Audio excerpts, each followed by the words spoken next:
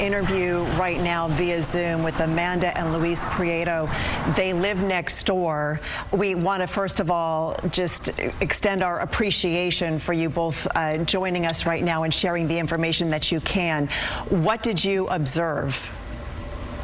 I was in the backyard on the phone with my sister when I heard the shots fire and immediately recognized, but for first my brain thought, oh, the celebration of the graduation, and immediately it dawned on me how quickly those rapid fire was, and I looked over the fence and people were just screaming and running through the parking lot. It was horrific. That sounds terrible. Luis, what did you hear? Did you hear the same thing? Did it sound like automatic gunfire, or how would you describe it? I didn't hear it as I was inside with the little one, Okay.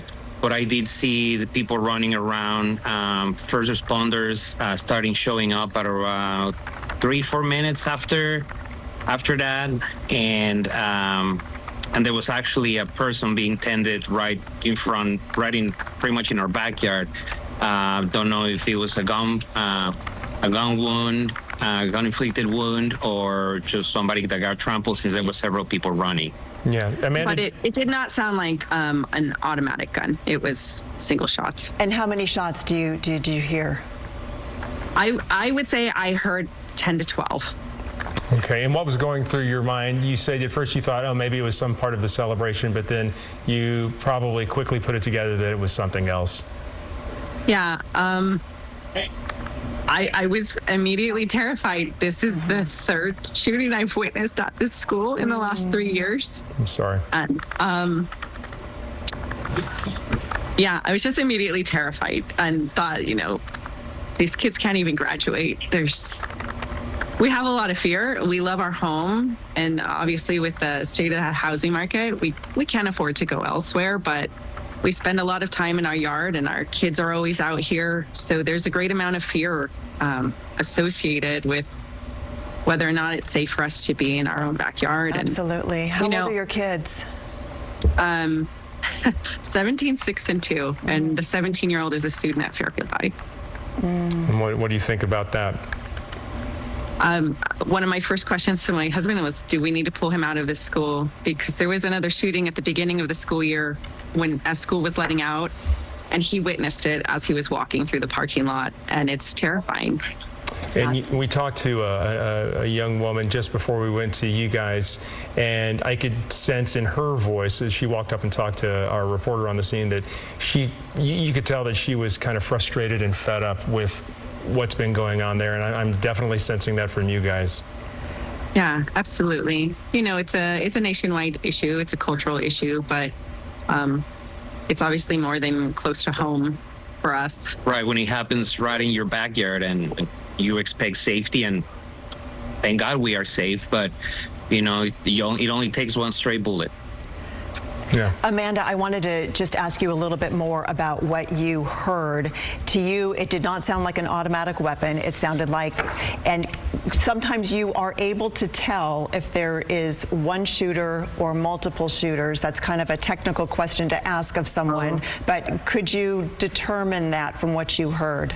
I would say one shooter. It was one gun. There wasn't any simultaneous other rounds going off. It was rapid fire, but not automatic. And when you looked over the fence, did you see anyone you might identify as the shooter? No, we have an attached sunroom, so I was in the sunroom when it initially occurred, and then I went outside, and at that point, everybody was running through the parking lot, and my goal was to get in the house in case. And what did you guys say to each other? I mean, who told who what was going on there? Oh, I just started screaming. Yeah. Like I told my husband, someone just unloaded at the graduation, and at first I was, in disbelief. Do I call the police? Was it really what I heard? And I thought, everybody's screaming and running, and he looks out the window and says, the police are already there. Wow. So this graduation ceremony, although it was at Fairfield High School right next to you, but the graduation itself was for Sam Yetto Continuation High School. Yes. Is Fairfield High the site of a lot of different graduation ceremonies? Well, Semieto is a continuation school that is a satellite campus on Fairfield High School. So they operate as separate schools, but on the same campus. Okay. And I don't believe that there are other They don't satellite. share with other That makes sense. Thank you. We weren't aware Yeah. of that, so thank you. So Semieto, yeah, basically the students at Semieto, they are getting their education while on the campus there at Fairfield High. Yes? Yeah. Right, but they have different administrations and teachers and Okay. So then talk about the law enforcement presence after you. I think, Luis, you said it was maybe 3 or 4 minutes you started to see all of the patrol units coming in and the response to the shooting. What was that like from your perspective living next door there? What did you see? Well, it was definitely a rapid response from Fairfield PD. The amount of officers right now, the street is still peppered with the command center, with several officers, still a couple fire trucks. I want to say within 15, 20 minutes, they had deployed the drone as well. It was a lot of the law enforcement response. I think I saw they had the dogs out because everybody, of course, is trying to leave the graduation, but they didn't have the shooter. So I think they were at least sniffing the cars. Yeah, and I think that considering that everybody is a potential witness, the people that were still in the parking lot by the time law enforcement showed up, they were letting them out one by one. I heard them taking their information, asking if they seen anything. So it was very slow. They probably just finished emptying the parking lot about 10, 15 minutes ago, but they're still doing investigation right now. And how about the number of ambulances you saw, or whether you saw, that might help us figure out how many victims there were? I did see 3 for sure, and one came in and left pretty quickly. There's still, I still hear sirens, but I don't see any other ambulances.